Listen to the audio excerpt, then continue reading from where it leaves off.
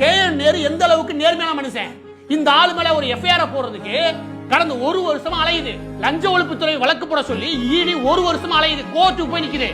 போடவே மாட்டேன்னு ராஜா காமிக்குது என்.கே. ஸ்டாலின் கவர்மெண்ட்.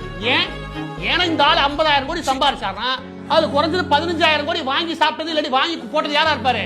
வேற யாரும் கிடையாது. என்.கே. ஸ்டாலின் உதயநிதி கும்பலா தான் இருக்கும். வேற யாரும் இருக்க போறா? அப்ப அவங்களுக்கு குற்றவாளி. இதை விட உங்களுக்கு ஆதாரம் தேவை.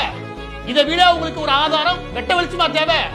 இந்த ஊரு எல்லா வளமும் இருக்கு, எல்லா விதமான காசு இருக்கு. நீங்க ஏழை நாடுகளும் கிடையாது, உங்களுக்கு போதுமான ஃபண்ட் இல்லாம கிடையாது. ஆனா நீங்க தேர்வு செய்யக்கூடிய அரசியல்வாதிகள் பாருங்க, இப்படி அடிச்ச கொள்ளைய நீ உண்மையை சொல்லி இங்க போடுறதோட பிரச்சனை கிடையாது. ஆனா நாட்டுக்கு வெளியில கொண்டு போறானுங்க ஹவாலா.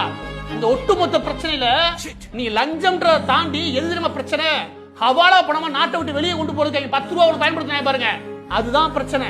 இந்த நாட்டை விட்டு காசு வெளியே போகுது. அப்ப இந்த நாட்டை